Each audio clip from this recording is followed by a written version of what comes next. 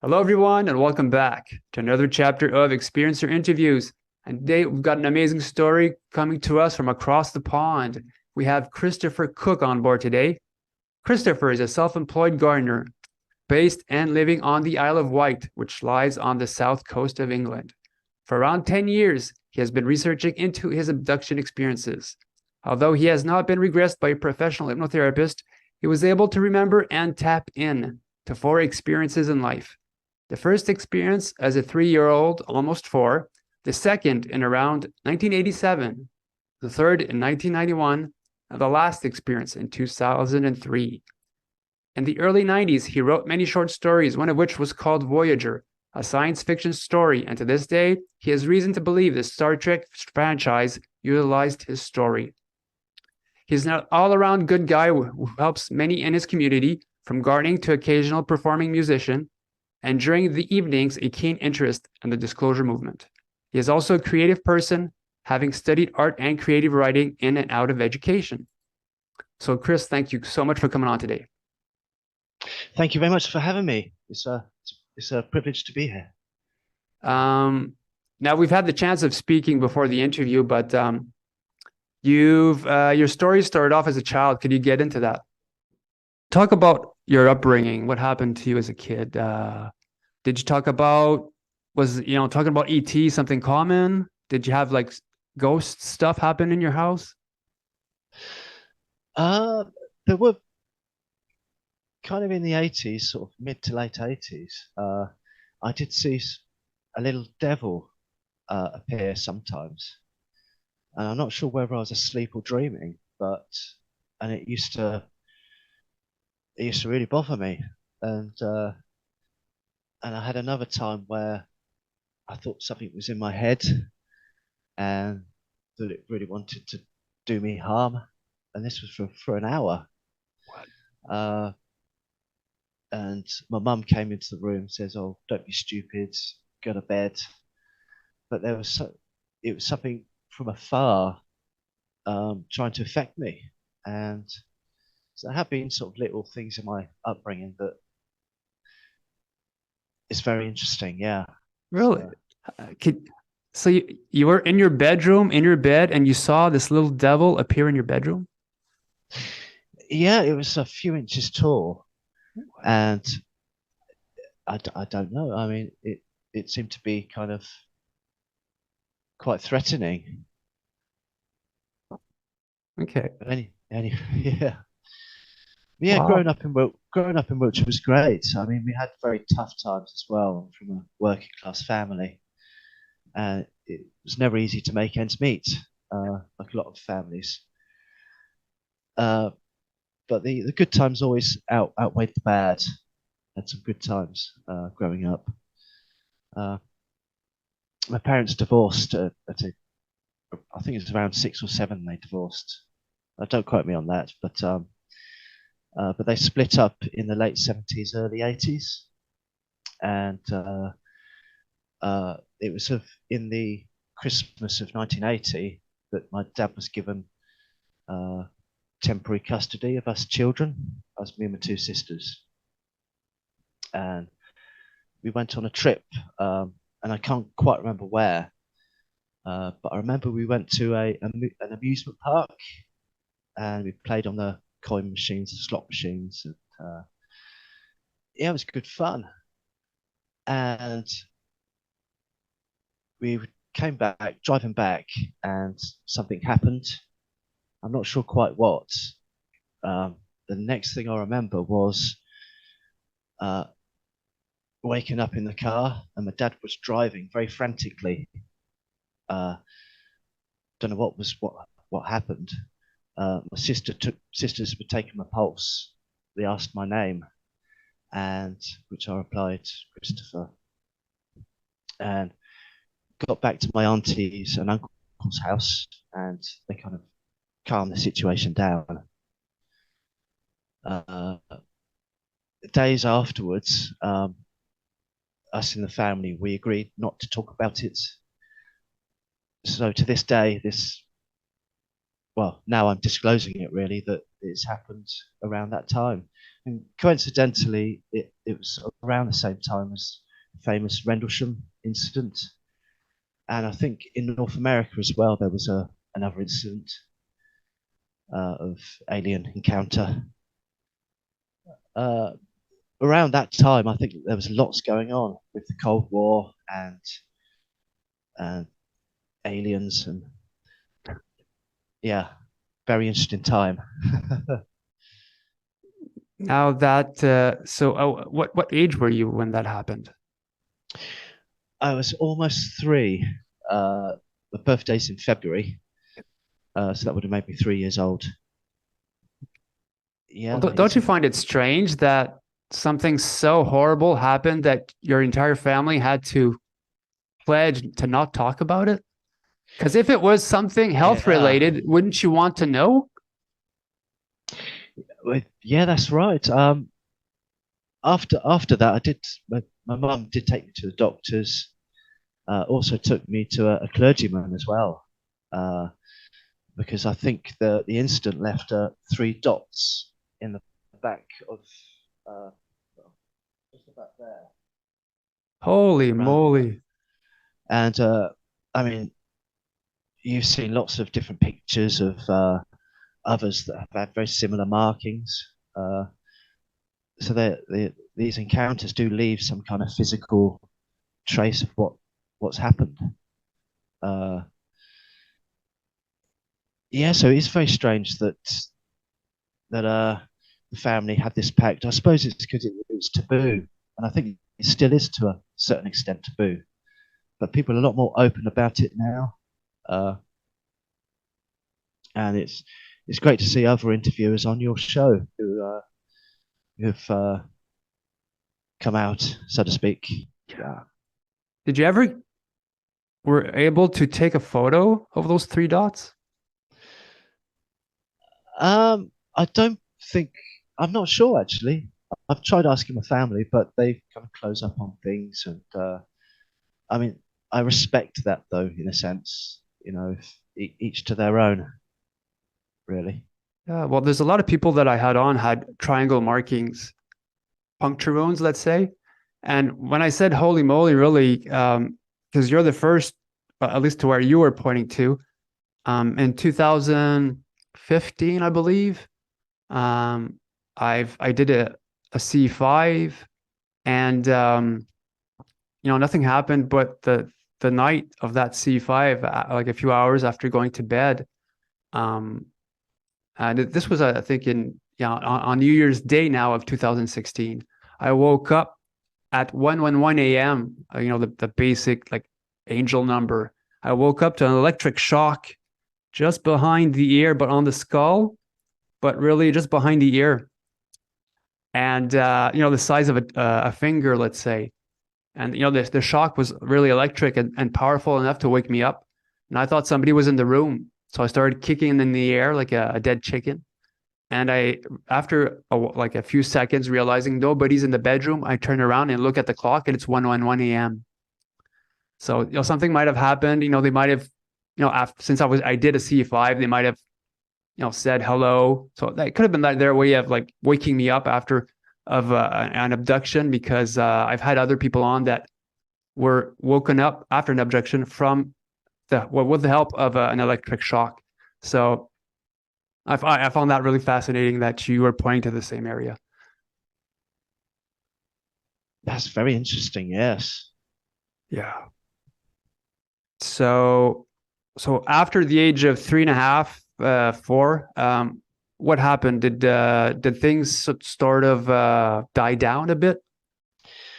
It's very interesting because shortly after the event in 1980, into 1981, one day I could hear my mum, and I could hear what she was saying, what was in her head, and I was telling her to shut up, and I went into the kitchen. I was, shut up, mum, and she was saying, I'm not doing anything, and I could hear people's voices in my head, and my sister as well, and for that day, it really kind of freaked me out. It was very overwhelming when lots of voices are happening.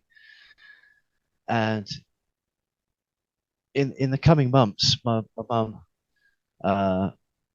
she found a medium, and the medium came along to the house, and she had some cards. I think it was the water card, the different hues, I think. And me and my sisters played games with her, guessing that what's behind the card as a test for kind of psychic ability. And I mean, by that time, whatever psychic ability I had, it's just completely gone. But anyway, yeah, it was a fun afternoon, and I wish I'd have given this woman more money because a lot of mediums aren't paid that well. And yeah, we had to raid the piggy banks at the time. So yeah, I wish her well, whatever she's up to now. Were you able to divine, let's say, what was behind the card? It was more kind of guesswork, really. But I kept failing, and she kept looking at me, going, "Oh." And I think she was hoping for much more, but we did our best. I think my sisters probably did better than I did, to be honest. Yeah. Because a lot of experiencers do have these abilities. Well, for me, at least, it's when they talk about clairaudience, and so on. I had the ability to hear stuff and see stuff, but it's really out of my control. Things just happened, and it's normally when something's about to happen to someone in my family. I would either get woken up. One time I heard my dad's voice that woke me up at night, and the day after, the warning, so to speak, ended up being that my dad had an arrow through the his lower calf, and he was bleeding in the woods. So, and at one time I had a vision of my brother's face in front of me, inside of this sort of bubble of energy, with his eyes closed, and I thought he was drowning. A week later, he was at the hospital getting massive blood transfusions for bad medication that wanted to kill him, really. So, so I was a bit interested in the fact that you had this possible psychic thing happening, especially with the hearing part. Yeah, it seems like us abductees, we seem to have a connection to that spirituality. Kind of, I've had it from time to time where I've had sort of thoughts, and then suddenly something will come up, and it confirms that. Yeah, I totally agree. We're in touch with something, that's for sure. Yeah. So okay, you had at what age? Let me see. So so in 87, what happened in 87? 1987, yeah. It was at a time when my mum went back to work, and I think my stepdad came along, and a lot of the time they were busy. So at night, my eldest sister used to babysit. Now, at the time, she was learning to drive, and she found mum's car keys. And so I thought, well, let's just borrow the car without her knowing. So me, my sister, my other sister, I believe my sister's friend, and I'm not sure about the dogs, possibly two dogs as well. We took a ride to Westbury White Horse, which is about 5-7 miles away from where we lived. And yeah, we went up there. We saw the towns of the city. Sorry, the towns in Wiltshire. We sat in the horse's eye. And there's a saying: if you make a wish in the eye and you don't tell anyone, it comes true. But that's never happened for me. Walking back to the car park, the extraordinary happened. How would I describe it? A saucer type craft. Probably about 20 meters in diameter, maybe. It came up from, I think it was from the north, to right above the car park, and my sister said, right, don't go, stay where you are, just watch it. Yeah. And naively, I ran off and I ran directly underneath the craft. And I remember looking up and it was darkness, but there's a rim of white lights around the craft. And I can't say much more after that because I remember waking up in bed the next day and my sister saying, "Oh, you're in a lot of trouble now." And there was an argument with my mum and everything. And then the eldest sister who's learning to drive was grounded. And it was, I think we got a babysitter, maybe a temporary babysitter in for after that. Uh, yeah, it was quite extraordinary what happened that night. So all of you three blacked out, had missing time, and woke up the next morning at your house.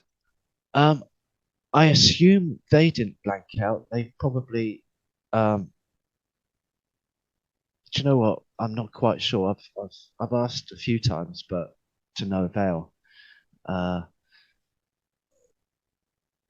yeah, I assume it was just me that was taken that night, and I was returned.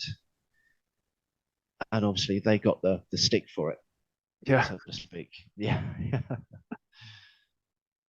So all of the lights were white underneath? Yeah, they seem to be like a very bright, almost like an LED, Oh, uh, but very bright, um, and just darkness in the center. Uh, yeah, very unusual. how did you feel being under it? Did you hear any sound coming from it? I heard no sound. No, it was silent, completely without sound. Yeah.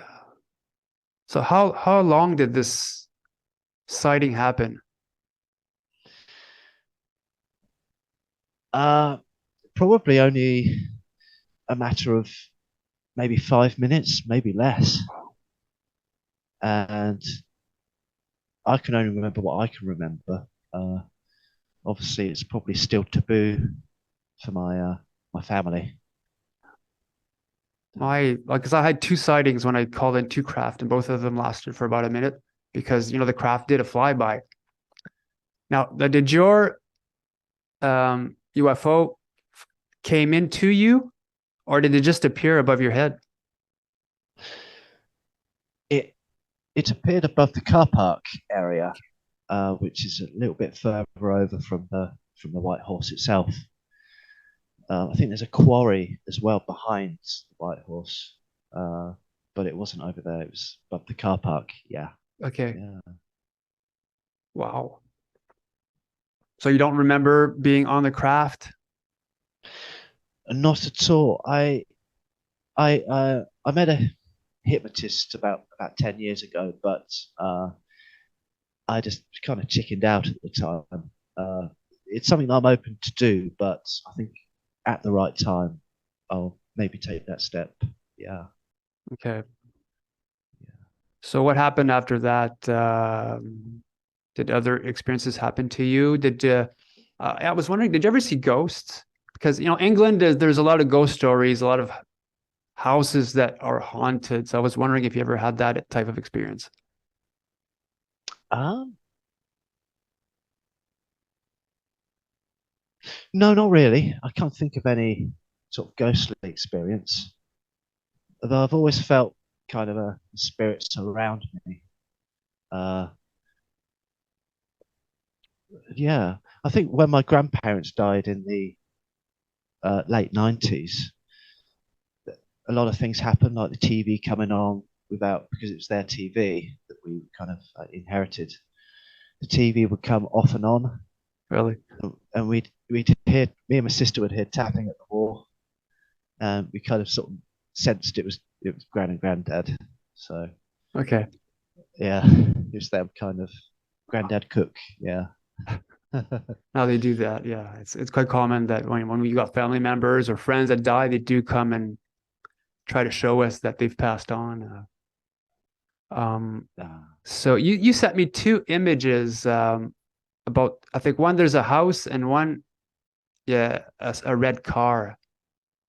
What are those? Yeah. Yeah, the house was the place. Yeah, the house was where I used to live in Wiltshire, uh, in a town called Trowbridge, and we lived on the outskirts of the town, near the countryside, and that's where I had an abduction in September 1991, which I can give a lot of detail about. The two that I've just described from the 80s, Okay. it's very difficult to kind of work out what happened. But in the 90s and into the noughties, I can remember a lot more uh, of what happened at that time. Yeah. Okay, go ahead. Yeah. Uh, yeah, in 1991, uh, this was in September, uh, I awoke to some flashing, and I had Venetian blinds at the time, metal ones. And I was I thought it was a storm or a lightning storm. Uh, and then the next thing I could see was three grey aliens at the end of my bed. And I was very shocked and frightened. Uh, and as they approached, um, I think I might have hit one, uh, out of fear, fight or flight.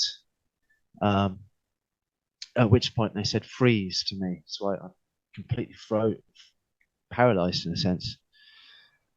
And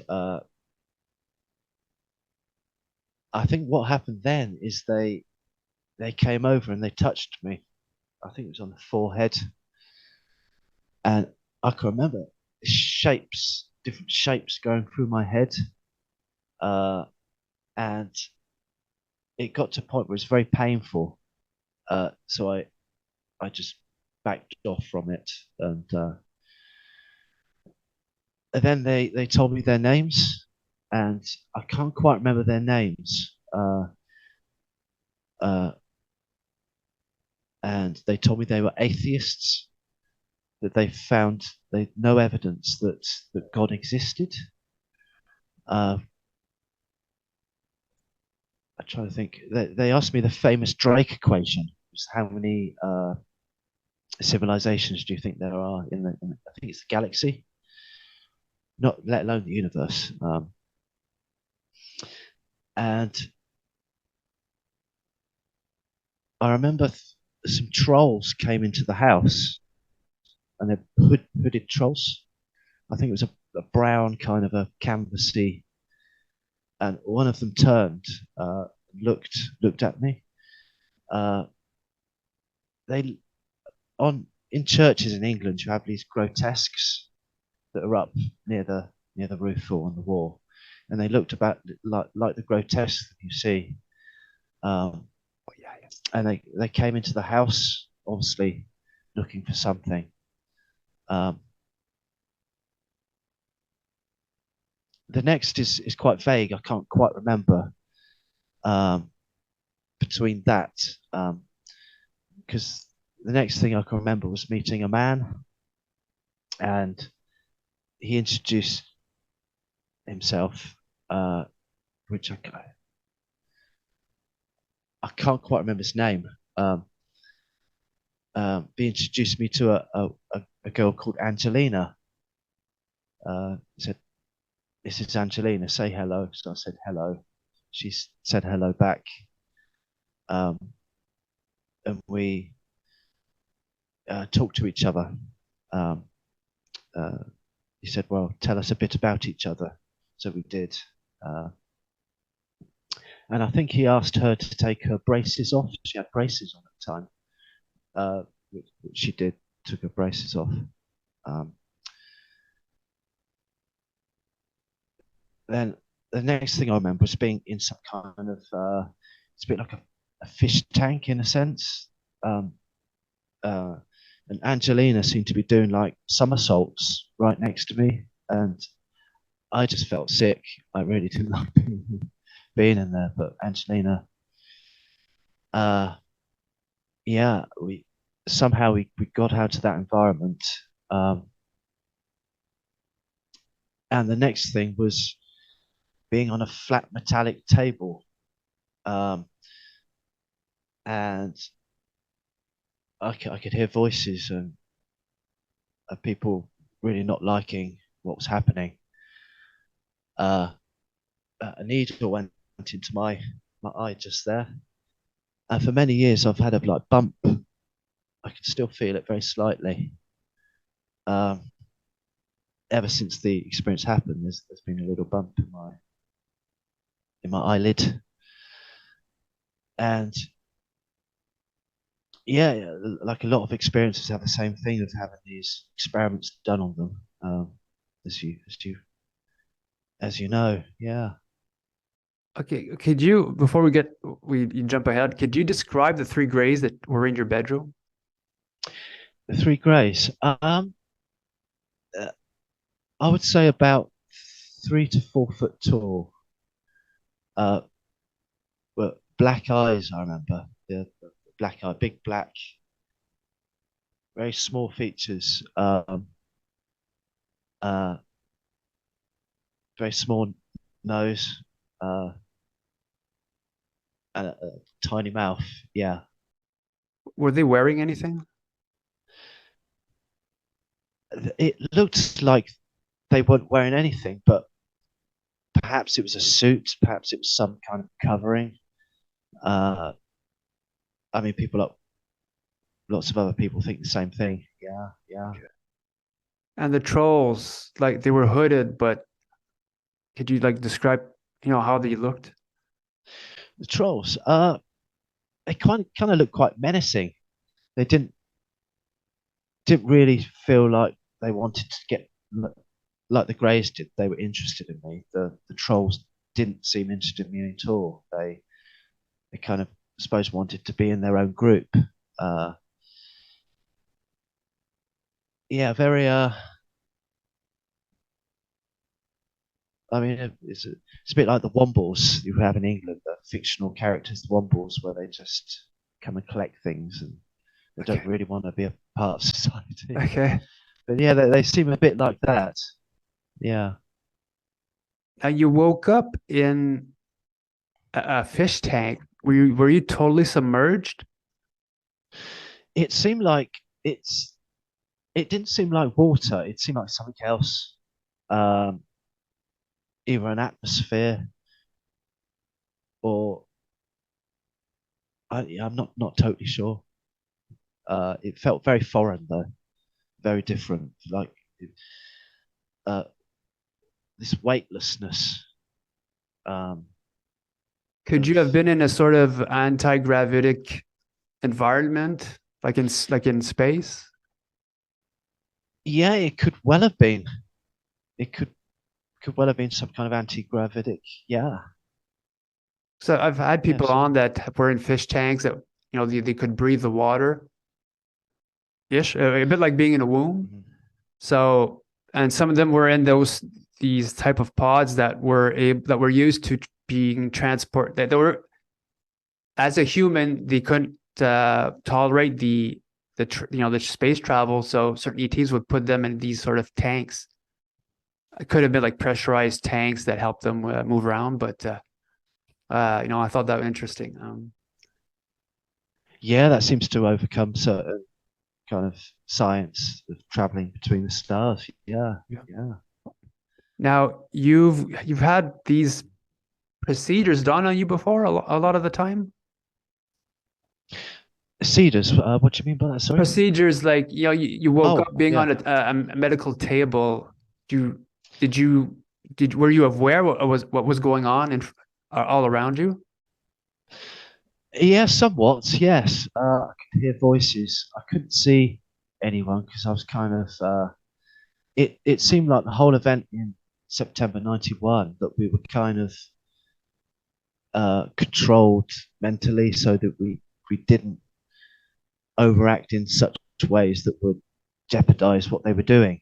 But they did allow us an element of our own control, uh, which I'll sort of go into in a bit. Yeah, Okay. it's Um, yeah, I remember sitting in in a chair, and Angelina was across from me, sitting in another chair. It was kind of a recliner, but it was upright at the time, and we were talking with each other. She said she couldn't understand what I was saying. I mean, she sounded like she was North American, which is the typical thing that North Americans say to British people when Brits talk. Like, I can't understand you, you're a Brit. But yeah, we kind of pinched ourselves to see if we were awake or not. And yeah, me and Angelina were sitting opposite each other, looked like alongside each other. And we saw a group of children. Uh, it must have been about maybe a dozen children. And I remember looking at them, and it was as though I could zoom into them. And I'm not sure whether it's out of body experience or not. I'm not quite sure. But this one girl that I saw, the other group, the other children in the group were saying, "Oh, can you sing? Can you sing? We've heard you got a great voice." And when she didn't sing, she seemed quite quiet and sort of into herself. Uh, yeah, and I kind of zoomed back out, and I looked at Angelina and I said, "Did you see that?" And she looked back at me and said, "Yes, yeah, I saw that as well." Uh,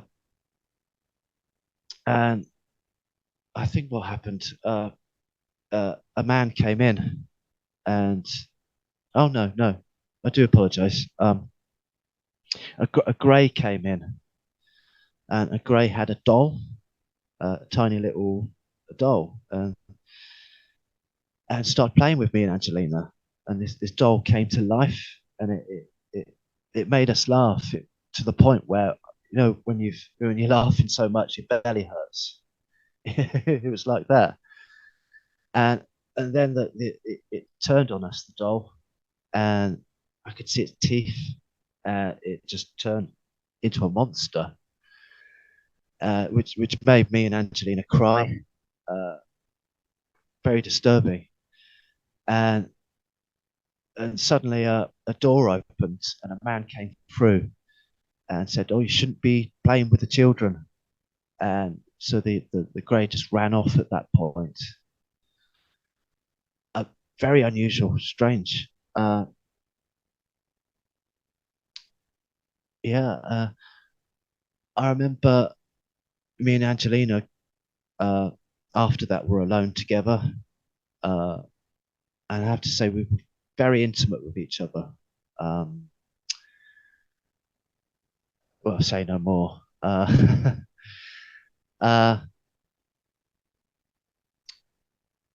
then I remember me and her went into this. It was a big, like an auditorium, with steps going down different levels. And there was a person at the front, and we found a seat just off one of the aisles, and we held hands, me and actually. And I I remember the person talking about AIDS and influenza, malaria, and I think a few others, but I can't quite remember. And like a slideshow at the back. Um, and there must have been, well, there was lots of people there that night. I've kind of theorized about the night over the years, and if people were taken from different parts of the globe, um, they could be reassembled at the same time, and then, I mean, you'd have to manipulate time to do that. Maybe that's something that the extraterrestrials have a means of doing that, even if it's a day in or a day out. But back to the conference room, type auditorium. Uh, it was, yeah, a lot of people, probably about ooh, maybe 50, 100, maybe even more than 100 people. And I can't quite remember much after that. One thing I do remember is me and Angelina sort of running down a corridor. It was, I think she said, "Oh, we'll do this on three. 1, 2, 3." But I think she might have gone on 2 or gone on 3 and go. It's a funny thing. But I kind of caught up with her, met her. Then we entered a room, and there was a man, and he was right next to a pod. And inside the pod was a blonde girl with blue eyes. And the man said, "She's got no soul." Or she has no soul. And she asked Angelina sorry, she asked, I do apologize. He asked me what I thought of her. I'll have to go through the documents to double check on that one anyway. Angelina described her as being beautiful, and we could see the girl's eyes opening and shutting, almost like the man talking about the girl was kind of controlling. Yeah, very, very unusual. After that, I remember running, or going with a man, and we went to like it seemed to be like a control center of the craft, and inside there were mantids or mantis dotted around the outside of the kind of round, I suppose, command center. The man was with us again, and the man showed us like a ball. It was kind of a bit like a fortune teller's ball, and he said to Angelina, "Have a go at that." And Angelina put her hand on the ball, and I was wondering what was going on. And then she took it off the ball, and they said, "Have a go, Chris." So I put my hand on the ball, and I could see in my mind like the stars, and I could sort of move about the stars just by touching this ball. So I took my hand off the ball. Then I just noticed right by the side of me, probably about a meter away, was a mantis, and it was, how do you describe it?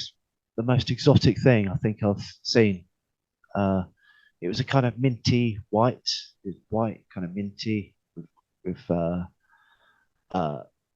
it was with a green coloration, green pattern, and it looked at me, and there's a lot of things in life that have tested my prejudices, and that's probably been the most unusual thing I've ever seen. Yeah, after that, the lights, I think they put headsets on the mantis, and the lights seemed to come on. At which point, I remember a cat, a cat person came in, cat woman, and the cat woman went up to the man that was with us throughout the experience, here and there, and they started kissing and making out on the floor. Yeah, me and Angelina sort of looked at each other and thought, gosh. Then a male cat came in, a cat person, and a female, and the male came up to Angelina and said, "Come with us." So, at my point, I was very protective of her with what happened between us. And they kind of snarled at me, and I kind of backed off. It's the kind of creature that would be very violent if it got its way. Uh, the cat woman, it was a black and white cat that kind of joined with me, and I think we were just doing something with the equipment. I can't quite remember. Yeah, very very unusual.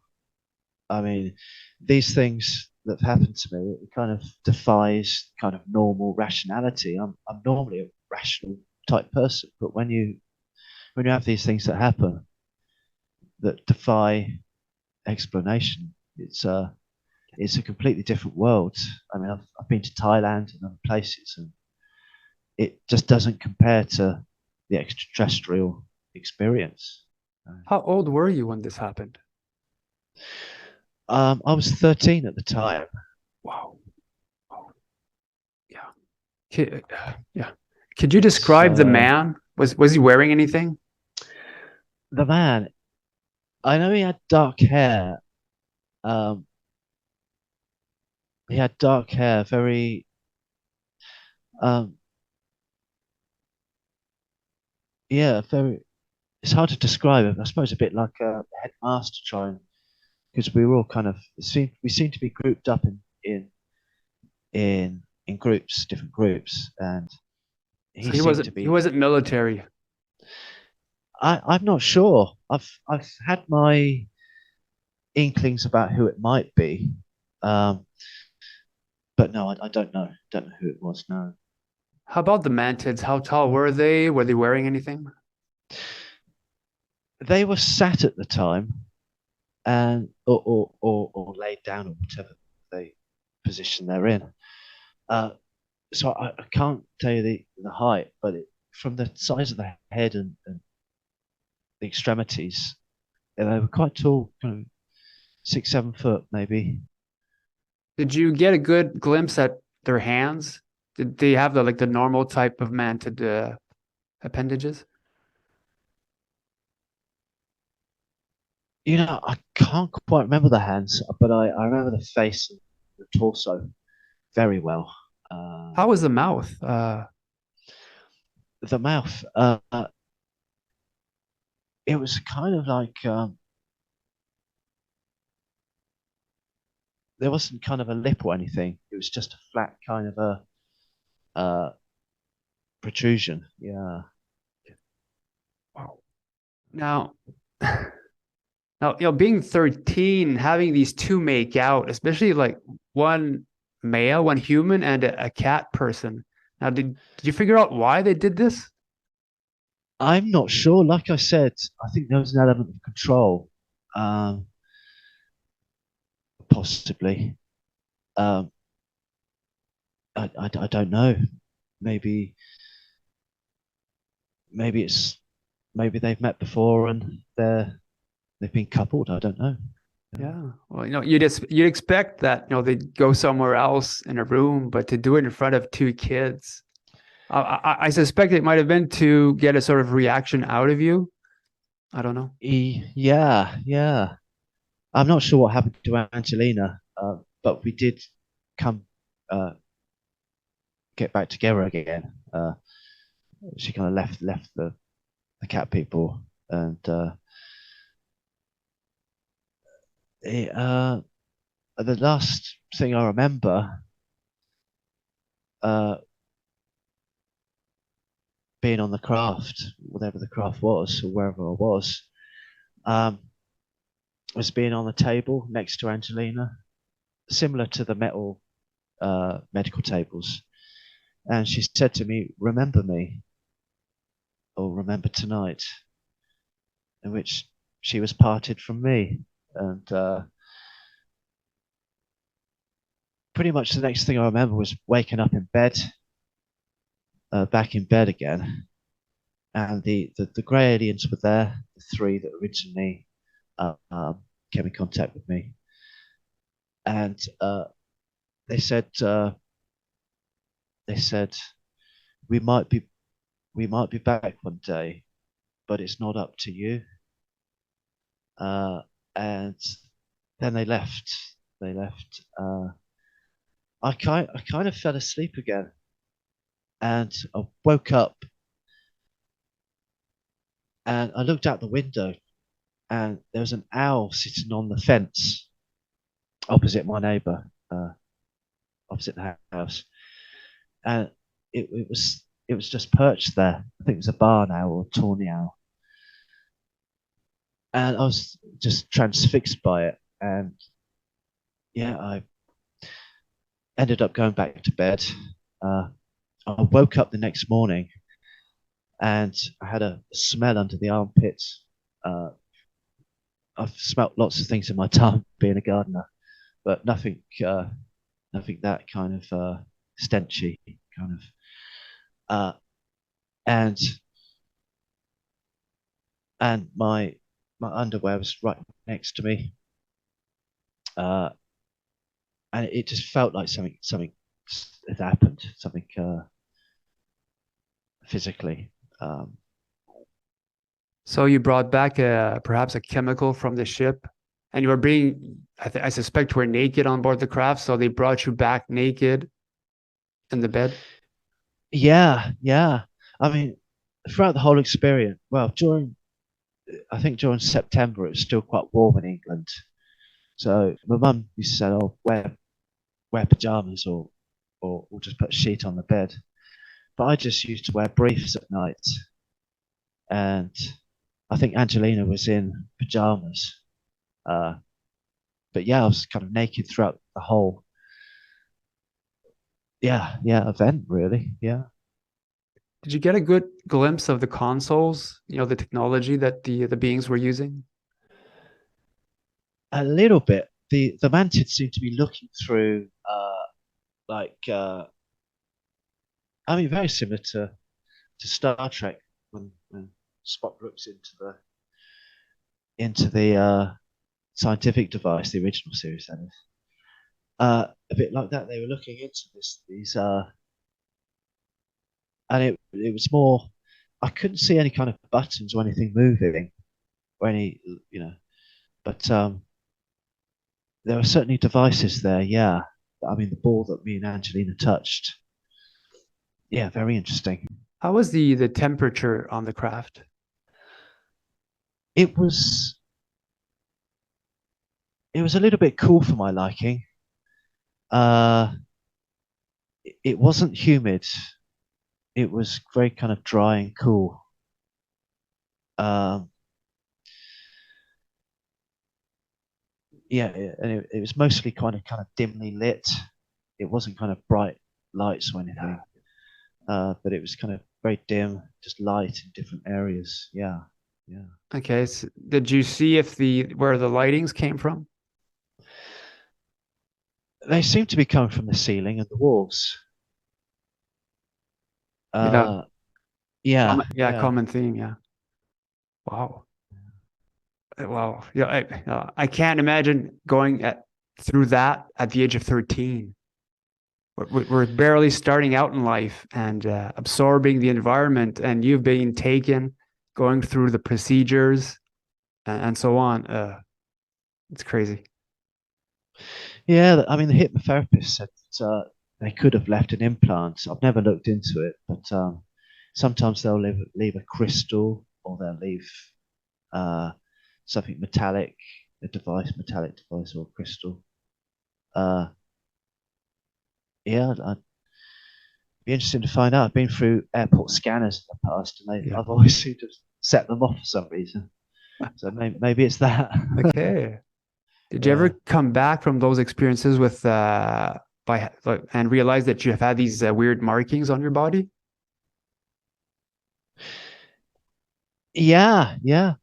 The 2003 experience. I had another marking, much like the 1980 experience, but this time it was in my left arm, and it was, I suppose, about around there, and it was three dots again, and they were spaced only about a millimeter or two apart, very, very close together. This triangle was. Uh,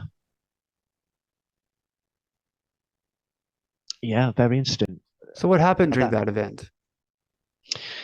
yeah, this was when I was 25, so going from 23 now up to 25.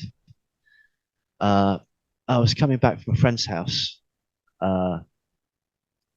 Didn't have any alcohol, no drugs, no nothing. Uh, I am a smoker, but yeah, I was walking back from a friend's house, and it got to a place called St John's Avenue. It's a little shortcut to where I live, and I was walking. I noticed down the bottom of the hill there was some kind of. Well, I thought at first I thought it was a balloon or a drone or something that somebody let off. So I thought I'd have a closer look. So I was walking down, and I could make out it was a small triangle uh, with these black triangle with red protruding. I said convex, but it's concave. Yeah, concave circles, semicircles. Sorry, semicircles. And underneath the whatever whatever it was. Um, and I was looking at transfixed by it, and I thought I'll have a come down a bit further, have a closer look. And as I had a closer look, I could see like little veins, in a sense, in the black of the craft, kind of pulsating in a way. And suddenly, it was like somebody threw a switch. It felt very static, very. At which point I thought, right, I'm going to go. But by the time I thought I want to go, I was paralyzed. I couldn't move, couldn't do anything. And the fear of not being able to do anything, it overwhelmed me. And for some reason, my legs moved without me even knowing. Like my motor functions were controlled. So I ran pretty much under the craft, and suddenly, I could see blue light all around me. Just blue. Sorry, not blue. Green light, green light.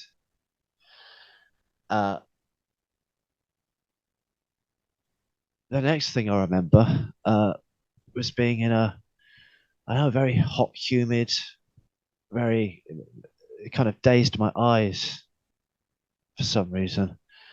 Environment, very kind of close kind of environment. And an alien entity, probably about 8 or 9 foot tall, very quite slender but very muscly. It grabbed me by my arm and pulled me over to a chair, a very small, and sat me down. At which point I was pretty petrified, and it introduced itself, and it had a very long name. It had I don't know, 20, 30 different names, possibly, maybe even more.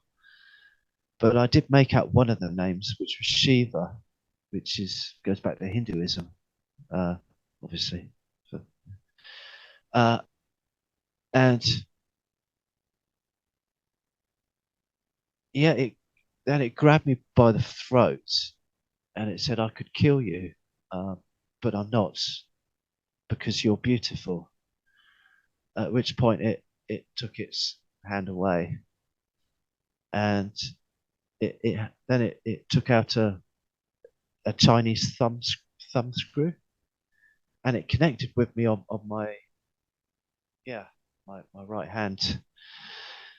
And again, I was trying to get out of it, and the thing is with that, the more force you pull out, the tighter it gets, obviously. Yeah. And at which point I blanked out blacked out for some reason. I can't remember. But I remember waking up and the alien was there with another alien, and they were communicating with each other, and they said it was like they'd done it a million times before, what they were about to do, and it seemed like a ceremony. The other alien danced around me. Almost reminds me of the Lord of the Dance, in the Far East. And after that finished, Shiva then had it was like a pint or a glass or something. Force drank me it, really. Force drank me whatever the liquid was. So I drank it, and I think it tipped a bit over my head. And then it said, "Come with me." So I walked with the alien, and then it showed me a pod, and the alien said, "You could be him." And I looked in the pod, and it was a dark-haired person, slouched forward, and a glass front to it, seemed to be glass, and very still, didn't move. The person didn't move at all, not like 91. And then the alien took me to it seemed like a computer, but it was light, made out of light. And since then, I found out that you can have superluminal computers.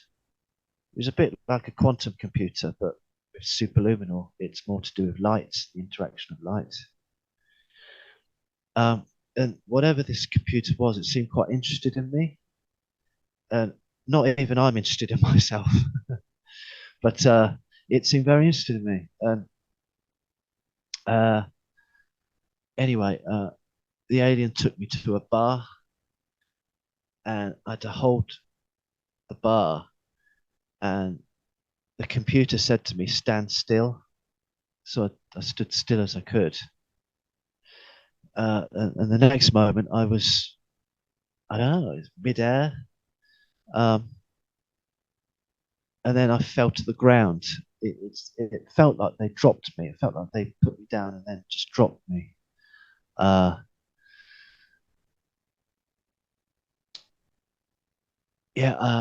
But fortunately, a man was there at the time.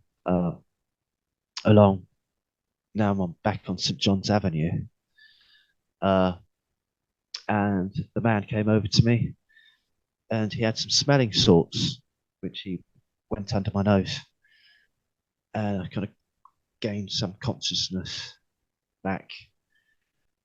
And he asked me where I lived. Can you point the direction? So I pointed back to where I lived. We met. Well, so we bumped into some people along the way, and I remember the person saying, "I hope they don't recognize me," which is quite an unusual thing to say. We got back to where I lived, and he threatened me. He grabbed me by the scruff and said, "Right, not allowed to talk about this. If you do, big trouble." And I had to repeat what he said. This is all kind of in a nutshell, really, what I'm saying. I've got it all detailed and all written down.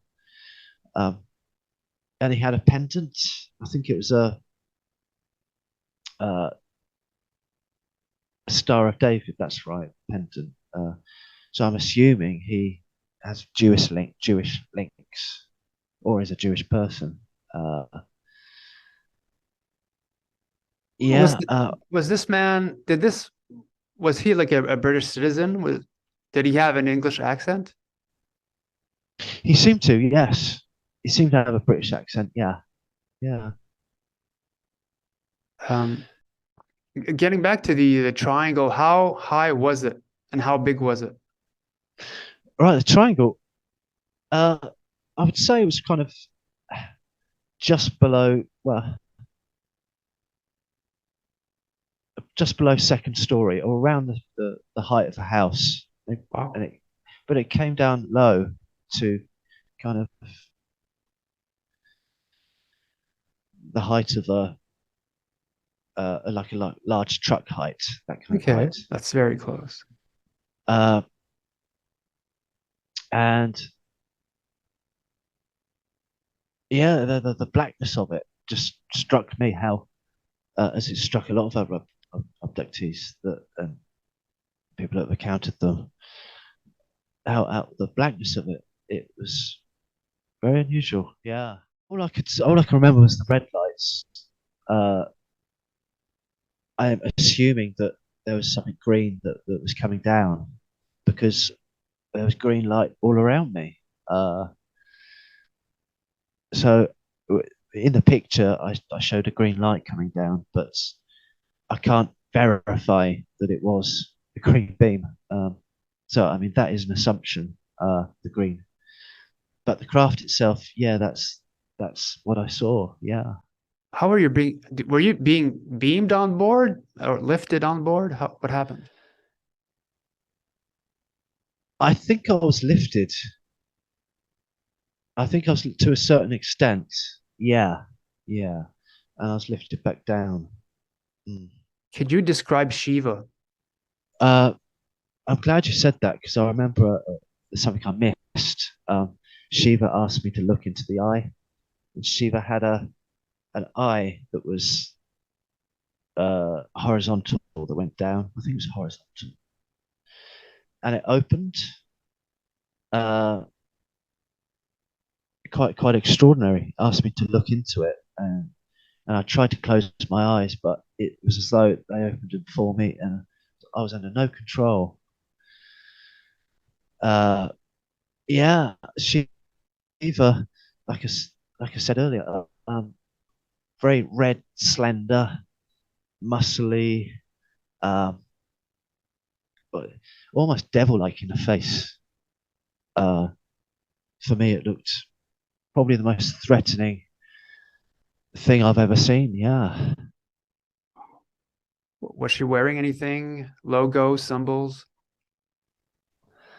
I can't remember any logos or symbols. No, but actually, I do remember a trident though, like a three-pronged uh, spear, but it wasn't a big spear. It was seemed to be quite small. Uh, yeah, it was a very alarming experience. It's certainly something I don't want to be regressed back to if I don't have to. But 1991, I'd be open to being regressed to. Yeah. Did you ever find out what was the purpose of drinking that liquid?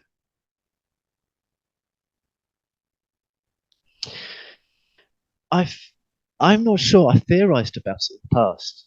I'm wondering whether it's within the cannabis plant. There's actually a neutral element that doesn't do anything. But scientists have found that this element it seems to strengthen the genetic bonds. So I'm wondering whether uh, because this craft may have given off a lot of radiation, that drink was necessary to protect people. That's just a theory, though. Could you get back to Yeah. the finger thing? Is Was it like a Chinese Um, finger trap type of thing?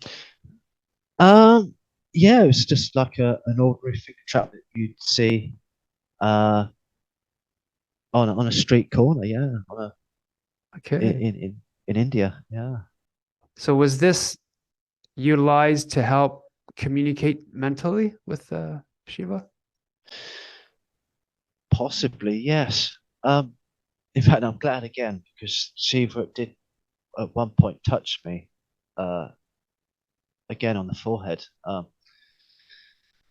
and a vision of it. It seemed like a burning world. And Shiva said, "You don't understand," to me, for some reason. Uh, like an image in my head. Yeah. Um, Was it a type of apocalyptic image? it seemed to be, yeah. Yeah, with kind of volcanic kind of activity, things kind of burning. Yeah. A lot of fire. What was the point of the male in the pod? Was she asking you if you wanted to sort of do a sort of soul transfer from your body to the other? I'm not sure. To this day, I'm not sure. I've thought about it 1,000 times, and it could possibly, if there is such a thing as reincarnation, maybe it was a copy of the person I was previously was, and maybe there was a information exchange. I don't know. Also, next to the pod, there were other pods, two or three other pods, and I did sort of glimpse inside one of the pod very briefly, and it seemed to be like somebody blonde, one of them. But yeah, numerous pods. All of these bodies were Uh, not moving, I suppose. they seem to be static, not moving. No, yeah, that's right. Yeah. Because I've heard of stories of like again, you do have a sort of cloned body out there that's waiting for you because have if you do die from an illness, then having a identical body cloned somewhere used as a like a new host for your soul. The fact that it's identical, it's less traumatic for the soul being transferred from one body to the other than having one body like yours and being put into another totally different body. But yeah, your story is wow. Um, It's certainly an experience that I don't want to go through again. But it, if I was to go through it again, I think I'd handle myself better. Be a bit, because sometimes the unknown, that's the thing that scares you. Because something that's foreign. Uh, but that doesn't excuse how they treated me and other people. Uh, uh, not at all. Yeah. um, so what happened after that? Did the did you being on board the UFO? Were you gone a long time before being brought back? Um, I don't think it was very long because I was wearing a watch at the time, and the following day I looked at the watch and it was out by, I think it was about 45 minutes, and it uh, and then about an hour later I looked at the watch and it stopped altogether. But it was running when I woke up, and it was slightly out by 45 minutes, around that mark. Yeah. Well, there's definitely something going on with you. I'm not sure if it could be a past life thing, and they're checking up on you, or well, I have no idea. Yours is it's unique, really. Similar to many to other stories, but it's really unique though. Um, Yeah, it's by default really. I didn't really like a lot of them. I didn't ask for it. If I could ask for anything, it'd be an ordinary, great life. But having looked at it is a blessing as well. Having met some amazing people over the past 10 years, it's yeah. have you ever tried to find your lady friend that you met on board? I've had I've had my inklings about who these people are, but I've never kind of officially kind of gone to try and email these people and contact them. No, no. Uh, I've got friends that met on board craft and well, for the first time, and they found each other later on in life. Or sometimes I've interviewed like an elderly couple that were friends on board a UFO as a kid, being trained and stuff like that, and later found each other later on in life, and they've been together ever since. Oh, So wow. I find these type of stories cute because they do sometimes put couples together for other purposes that we don't know. But too bad he didn't find her though. Do you have a perhaps a closing statement or perhaps a another story you might want to share with everyone? Yeah, I'd like to talk about Voyager. That's okay. Yes, let's get into that. Yeah, when I was much younger, I used to have to write short stories and do drawings and be very creative. And there was one story that I wrote called Voyager, and it coincidentally, there's probably 60, 70 different things in the Voyager which are exactly the same as the Star Trek Voyager TV series. And this was I wrote it back in 91, and the series was released in 95. I mean, I knew nothing about Voyager or anything, or even science fiction writing. I had kind of closeted kind of growing up at times, and yeah, I created Catherine Janeway, Chakotay, Tuvok, Tom Paris, Blana Torres, Kes, Neelix, Harry Kim, who I went to see actually a few years ago at a Star Trek convention. That was lots of fun. Neelix, Kes, and also the Talaxians, the Compans, and the Herosians, which are the kind of the villains of the program. You've got to have the bad guys, the Herosians. And yeah, designed the ship in 3 different perspectives, from sides, top on, and front view, I believe. The narrative, and so many different elements that I think it's either some kind of cosmic kind of coincidence, I'm a lucky monkey, or it's the other, which is they somehow got the script, and yeah, the rest is history. Yeah. Now, okay, well, let's get. Do you have like a closing statement then regarding your story, or maybe like something you want to get out there? Get out there. Yeah, keep watching the skies. Keep there's all this kind of doom gloom kind of stuff that I think's a load of nonsense. And I think as humanity, we can grow as humanity in a much better way than we are at the moment. We can grow, and it's looking outwards, because the solutions will come from afar, I think. And yeah, I suppose live long and prosper. So cool. Yeah. Well, thanks for coming on, Chris. You've got a genuine story. You're truly an experiencer, and I'm really glad you came on today. And I can't wait to get this story out, because yours is unique, it's different, and it's totally genuine. So much appreciated that you took the time to contact me, and we got this figured out. So thanks for coming on. Thank you for your time. Thank you very much. And to those watching, hope you enjoyed today's interview. I'm your host, Mr. Great. More interviews coming up. And as always, I'll see you guys next time. So take care, everyone. Hello, everyone. This is Mr. Great, and thanks for watching today's episode.